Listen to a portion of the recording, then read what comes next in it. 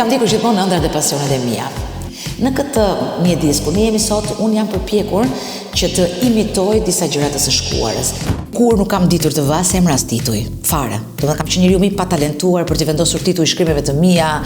Radioja njerëz si medium është nga mediumet që unë nuk do ta lë kurrë deri në momentin që ajo do më lër mua. Top Albania Radio mua më dha pasaportën e punës. Një nga gjërat që kam mësuar në jetë dhe që nuk harroj asnjëherë është të jem mirënjohëse. Është e habitshme që duhet marrësh edhe nënën tënde në telefon, ose ajo të marrë ty dhe të kërkoj leje, të pyes sa je në shtëpi, të vi, a mundem të vi. Më pëlqejnë dyert pa çelës. Shoqëritë janë fate. Ne mund të dimë se si i duam shokët, shoqet, por jo gjithmonë i gjejmë. Nëse ti je me njerëzit e duhur, mund të krijosh kujtime të bukura në terracën e një shtëpie, e nëse je me njerëzit e pa duhur, mund të bësh investimin e jetës në kullat më të famshme të botës dhe ti nuk përjeton të njëjtat gjëra. Dikur tironësit mbaronin të vinin me tren për të ardhur në Durrës në plazh, ndërkohë dursakët kishin qejf të shiheshin me kuriozitet nga vajzat dhe djemt që vinin nga Tirana. Nuk jam njeriu tipik që duhet i bëj të gjitha dhe të bëj pazar, dhe të gatuaj, dhe të laj, dhe të hekuros. Jo. Fjala me të cilën zgjohem në mendje çdo mëngjes dhe bie në gjumë çdo mbrëmje është shëndet. Kozeta, mirë se gjetëm në shtëpinë tënde dhe shumë faleminderit që na mirëprite. Mirë se erdhe, duhet kisha ardhur kohë më parë, megjithatë asnjëherë s'është vonë. E vërtet, më mirë vonë se sa asnjëherë. Duke u ndalur pak edhe tek historiku apo detajet të cilat të lidhin nga një bjonde në brune. Edhe detajet këtu në shtëpinë tënde janë po ashtu që të afrojnë me muzikën rock. Me muzikën rock. Pra, në këndvështrimin tënd, muzika rock është ajo që është muzika e mirë. Çfarë është një muzikë e mirë sipas Kozetës? Kur kam qenë më e vogël ose më e re, ndaja muzikën në muzikë të mirë dhe muzikë të keqe. Në fakt me kalimin e kohës kuptova që ka muzikë që më pëlqen mua ose s'më pëlqen mua dhe të gjithëve ne. Dhe ajo që s'na pëlqen ne e konsiderojmë të keqe dhe ajo që na pëlqen e konsiderojmë të mirë. Në të vërtetë me kalimin e kohës kam kuptuar që nuk ka muzikë të keqe, ka muzikë të bërë keq. Kështu që pavarësisht se këtu shikoni elementet e rockut dhe un jam një njeri dashamirës i muzikës së rock për shkak të fuzionit të bendit, të elektricitetit që krijon muzika rock, pa diskutim që unë dëgjoj muzikë shumë të mirë nga Tupac, dëgjoj muzikë shumë të mirë R&B, muzikë të mirë, hip hop, muzikë të mirë reggaeton, pavarësisht se vendin më të madh e zë muzika rock edhe për shkak të nostalgjisë dhe të fillimeve të mia, edhe të ndikimit që kjo muzika pasur tek unë, tekstet e me radh, por jo, për mua nuk ka muzikë të mirë dhe të keqe, ka muzikë të bërë keq. Në shihet e tua muzikore, cilët kanë ndikuar shoqëria, familja, puna? Është një miks i të tërave, sigurisht duke ardhur në kronologji. Unë shpeshherë them që kush do isha unë, nëse im vëlla, nuk do më njihte mua me kasetën e parë të Dorsave, me Deep Purple, me Iron Maiden, me Led Zeppelin. Shpeshherë kam pyetur vetë kush mund të isha. Pavarësisht se nuk kisha zgjedhje të tjera në ato kohë, sepse ishte ajo që më ofrohej e para, më vonë edhe në raporte shoqërore që krijova në shkollën e mesme, unë kam thënë gjithmonë që shoqëritë janë fate. Ne mund të dimë se si i duam shokët, shoqet, por jo gjithmonë i gjejmë. Unë hy tek njerëzit me fat në këtë drejtim, kam patur një grup shokësh të cilët ishin pak më të mëdhenj se unë isha në vitin e parë, ata në vitin e tretë dhe në vitin e katërt, dhe ata e nxitën akoma edhe më shumë këtë fokusin dhe muzika rock. Në ato kohë ishte edhe koha e tillë, ishin reminiscencat e viteve 70 që vinin me vonesë në vitet 90 në Tiranë dhe sigurisht në Shqipëri, dhe sigurisht që ishin të modës së kohës, të rebelizmit, të dukesh sikur nëse ti dëgjoje Deep Purple, ishte një shkallë më lart se shokët e tu që dëgjonin Backstreet Boys. Në fillim nisi nga vëmendja, pastaj kuptova që edhe pse rastësisht ndjem shumë mirë me zgjedhjet që kam bërë. Çfarë ruan nga ajo dhoma jote e dikurshme që e ke ndarë bashkë me motrën tënde? Unë kam jetuar në një shtëpi të vogël me shumë njerëz, edhe në kohërat e para, në fakt ne shndruam dhomën e prindërve në një dhomë të përbashkët tonën. Ajo shtëpi nuk ekziston në përfat keq, sepse çështja e kompensimi, kthimi pronave e të tjera detaje, por në këtë mjedis ku ne jemi sot, unë jam përpjekur që të imitoj disa gjëra të së shkuarës. Vetëm se në muret e dhomës sonë në ato kohë ishin posterat që i vinin me vonesë nga revista Çoe kur i mat vinte nga Italia. Ndërsa sot janë posterat e eventeve që unë prodhoj, edhe pse si në ato kohë, edhe këtu nuk mungojnë detaje të dikurshme. Atëherë kisha një poster letre të Jim Morrisonit, sot kam filxhanin e kafes, kam një panoram druri të punuar me dorë atje, pra jam përpjekur që ato mungesat e asaj kohe që nuk i jetova në kohën e duhur, ti përshtas edhe të krijoj një mjedis kreative dhe komod për veten këtu. Shfaqja jote e parë, si e kujton? Sforcët, punët, kontaktet, personazhet, aktorët, përkthimet, përshtatjet. Unë i kam ndjekur gjithmonë ëndrat e pasionet e mia. Vite më përpara më patë rënë në dorë një novele vogël Atë Sergi. Aty është edhe kopja e parë e asaj noveles, në këtë zyrë është, dhe thoya që kur të rritem, kjo vepër do dramatizohet dhe do shkoj shfaqen në teatr, edhe për emrin e Tolstoit, po edhe për faktin që ajo nuk ishte vepra e përmasave të mëdha të Tolstoit, por ishte një novele vogël me 60 faqe, që kishte një histori shumë intriguese. Kur u poqën kushtet, pra unë hyra në fushën e produksionit, kisha bërë disa koncerte muzikore, doja që të ndërtoja një shfaqje teatri dhe mbaj mend që në një festival teatri të mbajtur në Prishtinë kisha parë një shfaqje të regjisorit Fatos Berisha, Armikun e popullit, dhe ashtu pa pritur dhe pa kujtuar guxoj, i çoj një email, e kam shkuar të takoj në Prishtinë. Fatosi sot e kujton me shumë humor atë mbrëmjen, se mu duki mërzitshëm me çaj përpara. Kam marrë vesh më vonë që ishte me 40 temperaturë dhe doli vetëm që të mos më shkonte mua rruga dëm, se thosha si u ta shty 40 ditë në prova me këtë që nga si peshkop, domethënë gati si personazhi i shfaqjes me cilën do të punonte. Kështu ka qenë. Pastaj ne kemi ndërtuar një audicion, unë aty kam parë edhe procesin e një audicionimi të aktorëve, dhe aty kam kuptuar që audicioni nuk është një provim, po është thjesht një mënyrë për shtatshmërie me këtë rol apo jo. Pra fakti që ti nuk je pjesë e kësaj vepre nuk do me thënë që je aktor apo aktore e pasuksesshme dhe e patalentuar. Thjesht nuk është ky vendi, është një personazh tjetër për ty në një vepër tjetër. Kjo ka qenë e para që kam menduar, ndërsa e para që kam prodhuar ka qenë drama e 2 karaktereve, Tennessee Williams, ka nisur nga një dëshirë fare infantile e imja dhe aktorëve protagonist të asaj shfaqjes, Igli Zarkës edhe Chris Lishit, ruaj kujtime të jashtëzakonshme dhe një proces të jashtëzakonshëm, sepse përveç Tiranës kemi shëtitur dhe kemi bërë të kuptojmë që nëse ti nisesh dhe udhëhiqesh nga pasioni së pari, kështu ka nisur ajo shfaqje, ka nisur me zero buxhet, ka nisur vetëm me dëshira dhe detyra të ndara. Ju jeni aktor, unë do ta përkthej veprën, një shok do na bëj muzikën, një shok tjetër do na bëj grafikat edhe skenografin, dhe kështu ka nisur, po unë e konsideroj si projektin e zemrës edhe do doja shumë që t'i kthehesha një vepër të asaj natyre. Edhe do kthehem shpejt. Thuaj se në çdo projekt tëndin, televiziv, koncert, teatr, në fokus janë personalitetet të cilat kanë dhënë një kontribut të rëndësishëm në artin, median dhe kulturën shqiptare, edhe Pripost ka të njëjtin vizion? Kur nuk kam ditur të vas emras tituj, fare. Domethënë kam qenë njeriu më i patalentuar për të vendosur tituj shkrimeve të mia ose programeve të mia, emra, nuk kam ditur kur. Mbaj mend një program të Vizion Plusit, Konakun, ma ka pagzuar Edison Ypi. Edhe shumë histori të tilla të ngjashme. Më vonë kam qenë një i kujdesshëm për të kuptuar se si duhet të vendosej një emër. Pripost nuk është as më shumë as më pak se sa një from preparing to post-production. Pra që nga një fazë ideje e shkruar në këto letrat e vogla deri tek shndërrimi në një produkt final. Ka nisur, është e vërtetë që ka nisur në 2016 me koncertet, por më pas ajo është ndërruar në një vend ku ndërtohen fushat e marketingu, vizibilitete të brendeve në për evente e të tjera. Për sa i përket pjesës artistëve të rikthyer në media apo në koncerte apo në shfaqje të tjera, unë nuk mendoj se ne nuk kemi sot artistë të kohës së sotme që duhen promovuar apo duhen përmendur apo duhen analizuar. Thjesht unë kam një parim të përgjithshëm të historisë që nëse nuk kalojnë të paktën 30 vite nga një kohë historike, ti nuk mund të rikthehesh asaj për ta bërë më të thjeshtë. Unë i kthehem një këngë të vitit 1970, sepse nëpërmjet teknologjisë apo të gjithë progresit që ka pësuar tani muzika, orkestracioni, loja, live mund ta bësh më të mirë.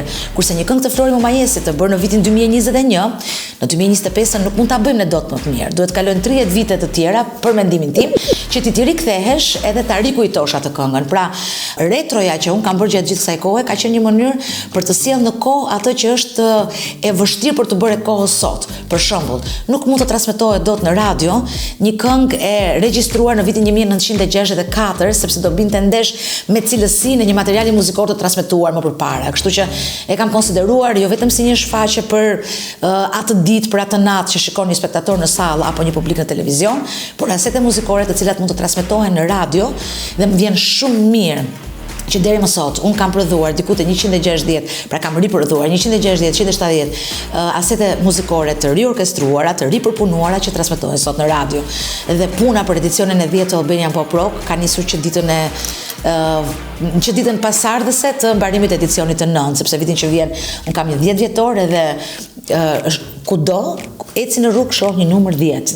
Eci djathtas kam një numër 10 sepse më rimendja atje për të bërë një gjë të përmasave të tjera, sepse në fundit përderisa po bëhet, le të jetë edhe një farë kontributi që të mbetet. Projekti me cilin je duke u marrë tani? Ka një projekt shumë ambicioz, realisht ky është një projekt shumë ambicioz, një nga dëshirat e mia më të mëdha, se të thash pak momente më përpara që unë i kam ndjekur dëshirat e mia. Kam pritur, nuk kam pasur shqetësime, kam patur durim, kam dashur të punoj në një të ndërtoj konceptin e një stili kabaret në Tiranë, aq sa mund të përshtatet kabareti në një vend si ky yni, ku sigurisht ti nuk ke me shumicë balerin, nuk ke me shumicë vizionist, komedianë kështu me radhë. Megjithatë jam përpjekur të përshtatem në besimin që më zhdën sonte në brendin më gjatë të jetës natës në Shqipërinë Cavaliero. Atje ka një trup artistike prej 30 artistësh, të cilët ndërtojnë programin muzikor bazë dhe çdo javë vjen i ftuar një guest, një i ftuar artist bashkë me bandën e vet. Ky për mua për momentin është projekti më ambicioz dhe më afatgjatë, sepse do duhet kaloj një sezon i gjatë i dimrit dhe për më tepër që edhe do testohet. Pastaj unë nuk lë pas dore, sapo kam mbaruar një shfaqje të Arieta Dhimës, një shfaqje ventrilokuizmi, ka qenë një vit goxha i mbyllur me një recital dhe me një promovim albumit të Gjergj Kaçinarit. Ka qenë 2 festivalet filmave, një në Tiranë, një në Prishtinë, Tifi dhe Prifesti. Është kënga magjike në përkëmbë, që unë kam fort për zemrën, që t'jemi sinqert si format, edhe pa diskutim që e konsideroj doktorat punën me Gjebren. Si është të jesh në karikën e juris, të shtypësh të kuqen dhe të shtypësh të jeshilen? Do gënjeja nëse të thoja që është puna më e thjeshtë në botë.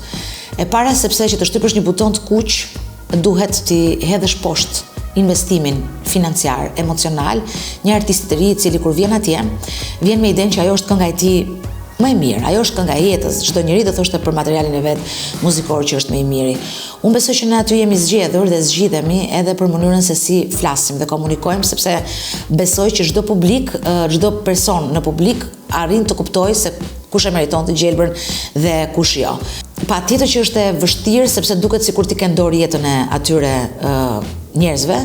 Megjithatë, unë kam bërë një kompromis të cilin do vazhdoj ta mbaj edhe gjatë këtij edicioni, ku do jem pjesë e jurisë që do të përzgjedh të rinj për në netët e Pallatit Kongreseve. Duke qenë se kemi shumë të mirë, por kosa është e nevojshme, kam filluar të eci me parimin të gjëmoj këngën.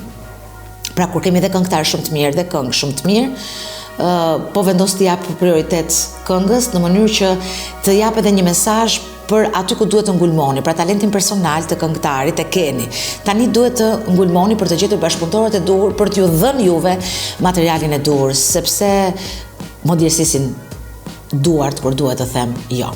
Edhe përpara se të them, përpara se të shtyp butonin jo, kam bërë gati të gjithë fjalimin e mundshëm që edhe të mos i demotivoj, por edhe të mos i bie më qafë disa të tjerëve që mund të jenë shumë të mirë. Rikthim në dashurinë tënde të vjetër në ato të radios, si është të rikthesh në të njëjtën logo? Unë kam ikur nga Top Albania Radio në maj në vitit 2007.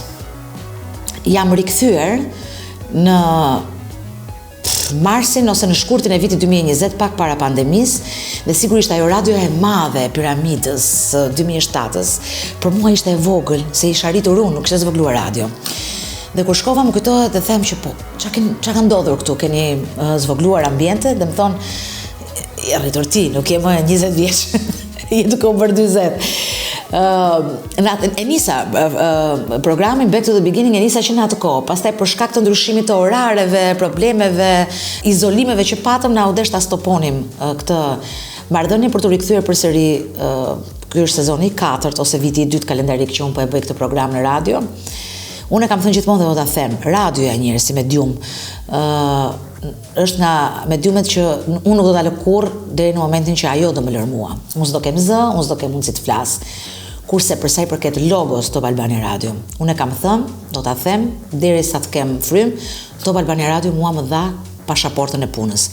Edhe Top Channel, po Top Albania e para me që aty e kam filluar, nuk do kisha rrjetin e njohjeve që kam sot, nuk do kisha kredibilitetin që kam sot tek njerëzit publik dhe kështu me radhë, kështu që një nga gjërat që kam mësuar në jetë dhe që nuk harroj asnjëherë është të jem mirënjohëse.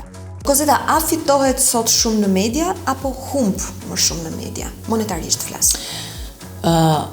Ke parë ndonjë mjek që të bëj vetëm një punë? Ose një mësues që të bëj vetëm një punë? Ose një psikolog që të bëj vetëm një punë? Do me thënë, sistemi financiar të cilën ne jemi të ndërtuar dhe ngatëruar nuk na jep mundësinë që në asnjë profesion të mundshëm të kemi mundësi të përballojmë shpenzimet e jetës tonë. Kështu që kur më pyesin për median, unë nuk e shoh ato të përjashtuar nga profesionet e tjera. Pse një mjek për shembull do duhet kalonte pafundësisht kohë në 10 klinika në shtet, në privat, nëse do kishte mundësinë që të ishte i orientuar financiarisht në nevojat e veta, vetëm në një vend apo në dy. Kështu që në këtë kuptim edhe media nuk e shoh të përjashtuar. Kohët ndryshojnë, për shembull, me që ishim tek radioja pak komente më përpara. Unë më përpara mund të paguaja faturat e vetes time me pagesën dhe pagat në radio, sepse konsumi ishte më i vogël, nevojat ishin më të vogla, shpenzimet ishin më të vogla, isha studente e të tjera si këto. Sot nuk mund të jetë më kështu. Pra, nuk mund të jetë radioja një medium që të bën ty të kryesh faturat e tua, aty mund të jenë mbështetëse të një buxheti që përcakton ti dhe nevojat e tua dhe shpenzimet e tua, por nuk mund të jenë në finale ato që mund ta bëjnë jetën tënde, por nuk është vetëm media. Janë gjitha profesionet ashtu. Të qenurit e drejt për drejt në media apo në mediumin publik, të kushtozon Kozeta apo të ndihmon? Kur kam vendosur të jem e tillë, e di pse kam vendosur të jem unë drejt për drejt, se unë kam gënjur, ose edhe unë jam shtirë, edhe unë kam mashtruar. Kur kam kuptuar që gënjeshtra ime është kozjatja një gënjeshtre time është më e shkurtër se një nanosekond. Kur kam kuptuar që unë gënjej, po nuk di ta mbroj gënjeshtrën time, jam e paaft, dhe sidoqoftë ajo do vi në një moment tek ty, po do vije transformuar nga dora më dorë, nga goja më gojë, kam vendosur që çfarë do lloj gjëje që kam për të thënë, edhe nëse kam gabim, mbaj përgjegjësi unë për gabimet e mia, ta them në vetë të parë unë përpara se ajo të tirret edhe të transformohet ashtu si nuk duhet. Në fillim, që t'jem e sinqert, nuk ka qenë e thjeshtë. Pastaj kam kuptuar që shpeshherë jam bërë një e keqe e domosdoshme pikërisht prej kësaj të vërtete. Dhe mendoj që të qenit i drejt për drejt edhe i vërtet, tani këtu s'dua të tregoj modeste, më ka dhënë mundësinë që të kem një lloj pushteti që vjen nga liria në këtë kuptim. E pagëzuar në vitin 1993. Në po të njëjtën kish në Durrës celebrove dashurinë përpara krijuesit. Një vendim i përbashkët me Troja? Apo ti influencove që t'ishe përpara Zotit? Në një nga intervistat e tua ke thënë që unë një herë do martohem, jam martuar vonë në kuptimin e konceptit dhe mendësisë shqiptare. Si është ky moment? Së pari, ajo kisha e Shëngjeshit në Durrës është një kish që më mbart kujtime personale për mua, është midis shkollës sime të mesme, e cila nuk ekziston më, dhe shtëpisë sime të vjetër të dikushme në Durrës, po edhe shtëpisë sime të re. Pra, ka qenë një lokacion kur ke marrë teta edhe nuk di se ku të përplasesh, se në shtëpi të thonë nga që fillove punën në radio, re nga mësimet, unë shkoja te kjo kisha e vogël, pa e ditur, nuk pavarësisht se unë jam pagëzuar, kam vendosur familja ime të pagëzohem në vitin 1993 kur unë isha 11 vjeç, pra nuk ka qenë një vendimarrje e vullnetshme dhe personale, shkoja atje dhe nëse nuk e njihja rritet, brenda vetes time ndjeja një si lloj paqe, më duket sikur aty po më justifikohesh shtatat, tetat, mungesat apo histori të tjera që lidheshin me adoleshencën time. Do se jam e rritur në një familje që i përket të dyja besimeve, sepse nëna ime është muslimane, babai im është ortodoks në shtëpinë tonë, është bashkëjetuar gjithmonë në mënyrë shumë harmonike për sa i përket besimeve fetare, janë festuar të gjitha. Gjithmonë kemi thënë që sa mirë që ka një arsye për të festuar edhe për të mbledhur bashkë, kurse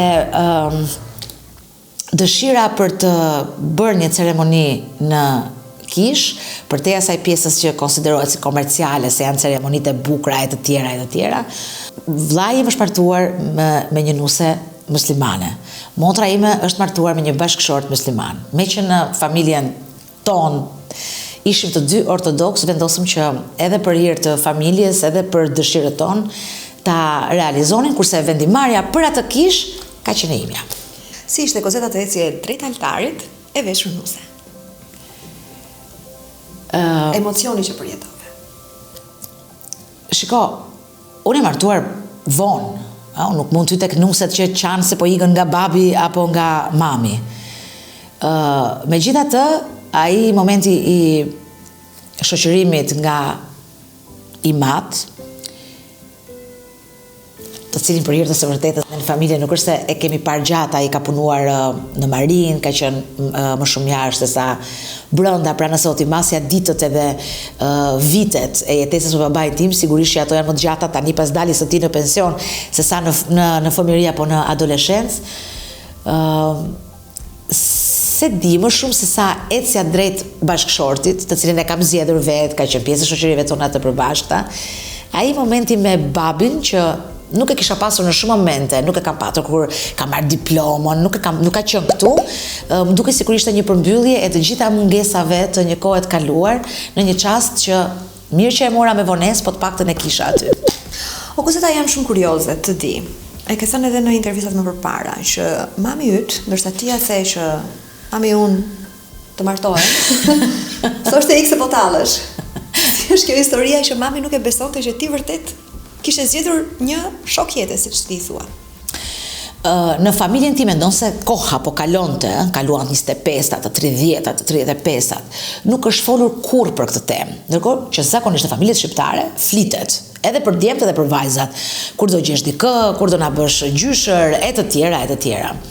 Në shtëpinë time nuk është folur kurrë për një gjë të kësaj natyre, duke njohur edhe temperamentin tim strikt të vendosjes së kufive, të bisedave që nuk bëhen sepse duhet të bëhen, nëse ka një arsye për të bërë dakord, po jo se thotë fqinji, fisi dhe me radhë. Unë nuk kam qenë asnjëherë as kundër martesës si institucion shoqëror me rregullat e vendosura nga ligji, nga shoqëria, dhe as të ceremonisë martesës hynore përpara Zotit. Ajo që unë kam patur shqetësim gjithmonë ka qenë dyshimi duke jetuar më shumë në rrugë. Unë kam jetuar më shumë në rrugë, pra jashtë, me njerëz shumë, me veprimtari shumë, me histori që kam dëgjuar shumë, sepse edhe puna më ka bërë si të tillë, reportazhe pafund, lëvizje në terren pafund. Unë kisha dyshime në gjetjen e një personi i cili të trajton ty me reciprocitet, me të njëjtin besim, me të njëjtin respekt. Dashuria dhe flutrat e stomakut i përkasin dashurive platonike të gjimnazit, nuk pres të fluturat e stomakut, por ama sigurisht që kam nevojë që të jem përballë një mendje të përqendruar tek unë, sepse unë dua të jem e tillë ndaj njeriu që kam zgjedhur unë. Kështu që të gjitha këto më vishnin me dyshime. Shtoj edhe faktin që thoja kush do pranoj këtë punën time që s'ka orar, që s'ka ditë, që s'ka datë, do kryejm konflikte dhe pse të nisim një gjë, e kam nisur me paragjykimun mendimin për martesën. Prandaj edhe nëna ime nuk besonte, domethënë ishte gjatë gjithë kohës se unë bëja rrugën nga qendra për në shtëpi, ajo thoshte kam për supë ta ngro tani apo ta ngro pastaj, derisa i mbrita nder dhe i thash e kam seriozisht, thjesht po më vinte pak si zor, të ta thoja tull dhe vendosa ta them me telefon. Si e kujton ajo këtë moment? Tani që është konkretizuar kozet. Shikon, nëna ime ka një sens humori të jashtëzakonshëm dhe shpesh më thonë që unë i gjaj asaj për sensin e humorit. Nga natyra kam qenë dhe pak e ftohtun, pra unë s'kam ditur të përqafoj i kam dashur njerëzit shumë, po nuk kam qenë njeriu që e shpreh dashurinë me puthje, me përqafime, dhe tani sa herë që e kam përballë, dua të tërheq vëmendjen, them, po sa i mirë jo zot, po ku të gjeta unë ty? Thjesht për të ngacmuar dhe për të rreshur vëmendjen e saj, dhe ajo është qyqja. Po ti ke qenë fanatikja modhemi? Nëna ime është nga Tirana dhe flet dialektin e Tiranës pa asnjë lëvizje. Po ti ke qenë fanatikja modhemi? Kur u bone timi me të puthe me të përqafu kështu? Elementet e muzikës gjenden tek ty në forma të ndryshme, përmes një tatuazhi, një skulpture të vogël basisti, të pëlqen po ashtu instrumenti i basit, bashkëshorti yt është basist. Është kjo rastësore? Skulptura e Vockël është një dhuratë që më është bërë mua nga stafi i SOS fshatrave të fëmijëve, pas një eventi që kam drejtuar për 15 vjetorin e themelimit të tyre në Shqipëri, më duket, kam moderuar dhe më bën dhuratë, nga që dini që kisha qef muzikën, ndoshta as ata vetë nuk e dinë se cili është ai instrument atje. Më bën dhuratë një buqetën e luleve dhe këtë skulpturën e vogël, e cila prej shumë vitesh rri në shtëpinë time. Ishte vetëm gjë që u thye nga tërmeti dhe i mate ngjiti copa për copa derisa e rikrijoi edhe një herë nga fillimi. Tatuazhi që kam në dorë në fakt është një bashkim i disa gjinive që un kam qef, janë maskat e teatrit, tragjedia, komedia, libra, Chelsea i Solit dhe Chelsea i Basit. Në orkestrën ka pëlqyer gjithmonë Basi sepse kam thënë gjithmonë është ajo ndjesia që të vjen këtu. Hektorin e kam konsideruar si instrumentist shumë të mirë dhe fillimisht e kam pas thirrur në projektet e përbashkëta me muzikë, po siç kam thirrur edhe shumë basistë të tjerë, apo kitaristë të tjerë, apo pianistë të tjerë, po me sa duket ora ishte aty.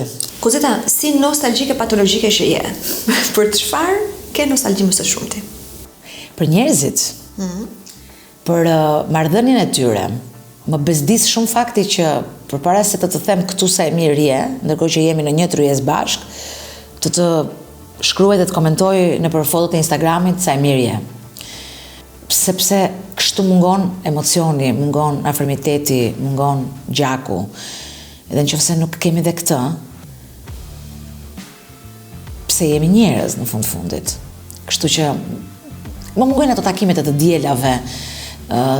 Tani është e habitshme që duhet marrësh edhe nënën tënde në telefon, ose ajo të të marrë ty dhe të kërkoj leje, të pyes a je në shtëpi, a të vi, a mundem të vi. Se të jesh në shtëpi, okay, mos të shkoj rruga dëm, po a mund të vi tani, a mund të takoj tani. Më pëlqejnë dyert pa çelës. Unë vetë jam rritur në një derë që s'kishte çelës, sepse jam rritur me gjyshen. Edhe një herë që na u desh të dilnim të gjithë familjarisht, në fund tham, po derën si do ja bëjmë, se nuk dinim ta mbyllim derën nga jashtë dhe jemi detyruar që të thrasim një fqinj që të qëndronte në shtëpinë tonë atë ditë. Kështu që për këtë jam nostalgjike për gjërat e thjeshta, jam nostalgjike për mënyrën se si ndërtohen gjërat, jo nga investimi që bëhet për ndërtimin e tyre. Unë kam thënë që nëse ti je me njerëzit e duhur, mund të krijosh kujtime të bukura në terracën e një shtëpie, e nëse je me njerëzit e pa duhur, mund të bësh investimin e jetës në kullat më të famshme të botës dhe ti nuk përjeton të njëjtat gjëra. Shpeshherë kap njerëzit në celular, nëpër koncerte, nëpër vende ku kanë shkuar të ndërtojnë kujtime që vetëm aty janë, sepse janë gjatë gjithë kohës duke treguar se ku janë dhe çfarë po bëjnë. Në fakt që unë mendoj gjëja më e mirë që mund të bëj dikush për të jetuar sërish të njëjtën gjë është ta bëj prapë, jo të shohë fotot ose videot. Si mbes tironse dhe si gocë Durrësi, çfarë ke marrë nga këto dy vende, nga këto dy qytete? Shiko, është Shqipëri e mesme, nuk është se janë shumë larg.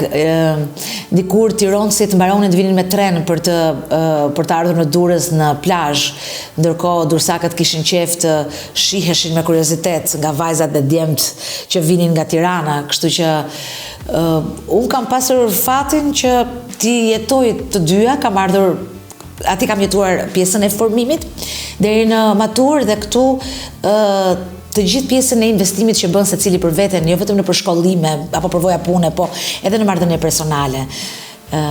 Shiko, jam qefli si tironësit, më pëlqen ajo, por jam edhe romantike e ndikimi i detit, e gjitha këtyre me radhë, të cilin gjithmonë e kam parë si shpëtim. Edhe sot, nëse nuk kam mundësi të shkoj në Durrës dhe të qëndroj më gjatë, e kam kapur veten duke shkuar të bëj rrugën nga Tirana në Durrës, vetëm për shkuar 5 minuta në Bregdet edhe të kthehem. Të njohim më së shumti si Hall, ndonë se ke një pembesa, një pyeti madh Gerti, ka bërë që të njohim në këtë status. Po, unë jam Hall e një nipi edhe e 3 mbesave, një mbes nga vllai dhe 2 mbesa të vogla, gati 17 muajshe nga motra, 2 mbesa binjake. Gerti është fëmia i parë në familje dhe sigurisht që gjithë vëmendja ka qenë e përqendruar tek ai, por më tepër që me zbulimin e veshit muzikor, talentit me muzikë, dëshirës për të folur dhe për të komunikuar bukur, shpesh herë thonë që duket sikur e ke bërë ti. Në fakt unë me Gertin them gjithmonë që okay, kjo trashëgimia genetike është e vërtet, është e padiskutueshme dhe nuk mund të vihet asnjëherë në dyshim. Ati i pëlqen vëmendja, unë s'kam dashur asnjëherë t'i ekspozoj fëmijët. Për shembull, pak njerëz dinë që unë jam edhe teze, sepse mendoj që nuk është momenti për të ekspozuar bebet vogle që ndoshta nesër as nuk do ta duan fare as vëmendjen, as ti thuash recitoj një vjersh, këndon një këngë kërce. Ndërkohë, Gerti e ka patur këtë, kishte qef të ekspozohej përpara njerëzve, njësoj si unë në moshën e tij të fëmijërisë, apo edhe sot, Gerti sot është në të njëjtën moshë që unë kam filluar punën. Më ndihmon në punët e mia, i kam treguar që çdo punë duhet të paguhet, që duhet të investoj për veten edhe të blej gjërat që i duhen, jo konsumizma pa lidhje. Edhe më pëlqen që është një 17 vjeçar plak i moçëm.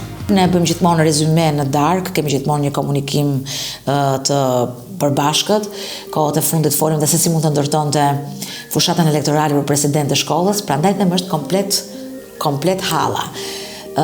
Këto dy të voglat pastaj, po më bën dhe këto dy të voglat si vetja, aty do jap dorëheqjen, do dal në pension dhe do them u bën 3 apo 4 që mund të përballojnë të gjithë këtë fluksin dhe energjinë që unë kam shumë qejf ta shpërndaj me njerëzit. A krenohet ai me ty, po halla me atë? Sigurisht sepse mësuesit e tij të shkollës për shembull sot janë ish shoqe apo bashkëmoshatare të mijat, edhe shpeshherë ja thon dhe atij që ti dukesh si Kozeta në ato kohra, se edhe pamjen e kam patur ashtu unë bjonde në gjimnaz. Më vonë kur u kompleksova për raportin midis ngjyrës së vetullave dhe të flokëve, u bëra brune, pastaj më mbeti ajo se edhe kështu më dark, më rock style, po e vërteta kjo është që shpeshherë më merr telefon dhe më thotë tani është gjimnaz. Më thonë si je si ha vaktit, ajo ka qenë garipe, ajo ka i pëlqen atij kur e dëgjon të thënë nga të tjerët, se unë edhe përpiqem t'ja jap me kursim se mos më merr përmendje madhe. Edhe si duket kur e dëgjon nga të tjerët, i pëlqen edhe më shkruan ku je o hylli Gjergjit. Gjergji nuk ekziston më si shkollë, por atij i mbetet në mend çfarë i thonë mësuesit, prindrit e shokëve. Kozeta, sa ndryshon përditshmëria, prioritetet e një vajze dikur single dhe sot e celebruar, e martuar, ose që ka një shok? Ja fatet prap. Mua më ndihmonte një nën përpara se të martohesha dhe më ndihmon prap një nën që në rastin konkret është nëna e partnerit tim dhe motra ime thot gjithmonë ma qa pate, le një mirë, nëna ime quhet Mira, edhe gjete një mira tjetër. E di që këtu mund të futemi tek raportet nuse, vjerre dhe detaje si këto, ndërkohë që unë raportet e njerëzve nuk u vë emra, motra, vllai, vjerra, nusja, mamaja, babai, po i vë emrin e një marrëdhënie të shëndetshme. Nëse ti mundesh të bashkëjetosh në mënyrë të shëndetshme me dikë, ai mund të jetë edhe mund të jetë shoqja jote e kursit, kemi bashkëtuar në dhomat e qytetit studenti kur ka qenë e mundur dhe nuk kemi bashkëtuar me disa të tjerë kur ka qenë e pamundur. Kështu që për gjithë të pjesën e nevojave të përditshme, ajo kujdeset shumë për ne, sepse shpeshherë ne jemi pjesë e projekteve të përbashkëta, dhe unë me thënë të drejtën, nuk është se kam shumë ndryshime nga jeta ime më përparshme, përveç detyrave personale që duhet i bëj, se tani i ke marrë përsipër disa gjëra dhe duhet i bësh, por nuk jam njeriu tipik që duhet i bëj të gjitha dhe të bëj pazar, dhe të gatuaj, dhe të laj, dhe të hekurosi, jo.